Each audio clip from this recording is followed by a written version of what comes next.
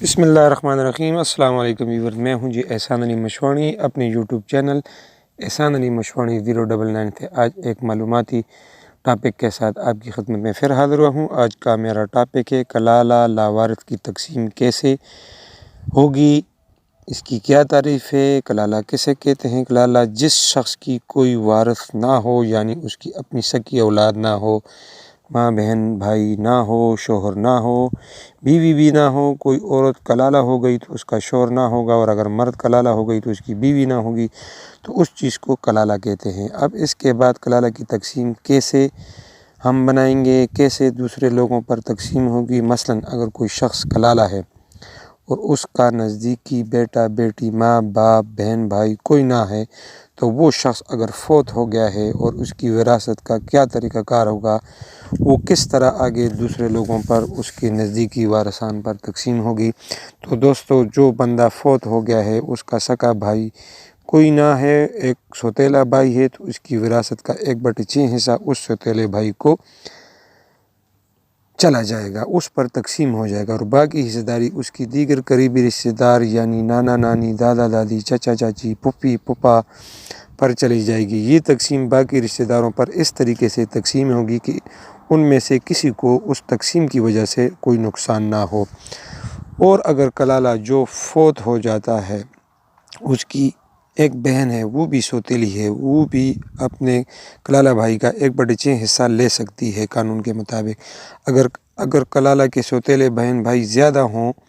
وہ بھی اس کلالہ کی وراثت میں ان کو تیسرا حصہ ملے گا، اور باقی جو اوپر میں نے ذکر کیا ہے باقی دیگر رشتہ داروں پر چلی جائے گی۔ اب ایک شخص ہے، اس کی اولاد بہن بھائی ماں باپ بیٹا بیٹی نہ ہے، بیوی نہ ہے وغیرہ، تو اس کی صرف ایک ہی بہن، وہ بھی سکی ہے، اور وہ فوت ہو جائے وہ شخص، اور اس کے اولاد کا آدھا حصہ اس کی بہن پر چلا جائے گا، اور باقی جو حصہ داری ماندہ رہ گئی ہے وہ دیگر رشتہ داروں پر چلی جائے گی، مثلا نانا نانی، پھوپھی وغیرہ، دادا دادی پر چلی جائے گی۔ وہ حصہ داری بھی اس طریقے سے تقسیم ہوگی کہ کسی کو اس سے کوئی نقصان نہ ہو۔ اس کے علاوہ فوت شدہ شخص کی 2 بہنیں ہیں، ایک بہن کا تو اوپر میں نے ذکر کر دیا ہے کہ فوت شدہ شخص کا آدھا حصہ ملے گا، اور اگر 2 بہنیں ہوں تو وراثت کس طریقے سے تقسیم ہوگی، تو پھر 2/3 حصہ اس کلالہ شخص کا ان 2 بہنوں پر تقسیم کیا جائے گا، یعنی 3 حصوں میں سے 2 حصے ان 2 بہنوں پر تقسیم ہو جائے گی، اور باقی جو ہوگی وہ قریبی رشتہ داروں مثلا نانا نانی، دادا دادی پر تقسیم ہوگی۔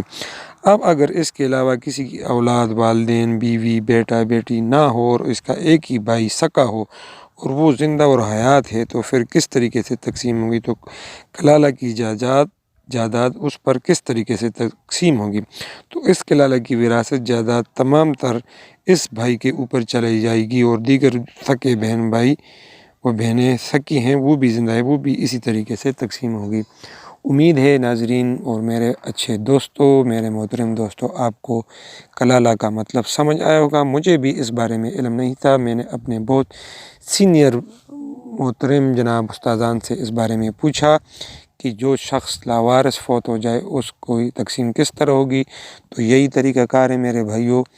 امید ہے آپ کو سمجھ آئی ہوگی۔ پھر بھی کوئی مجھ سے اگر غلطی ہوئی ہو تو معافی چاہتا ہوں۔ کوئی بھی کومنٹس کرنا ہو تو کومنٹس دیجئے، میں کوشش کروں گا کہ آپ کے ہر جواب کا بہتر سے بہتر جواب دوں، اور اگر آپ کو میری ویڈیو اچھی لگی تو لائک ضرور کریں گے، اور اگر آپ نئے تھے میرے چینل پر تو میرا چینل سبسکرائب کریں، احسان علی مشواڑی 099۔ شکریہ، السلام علیکم۔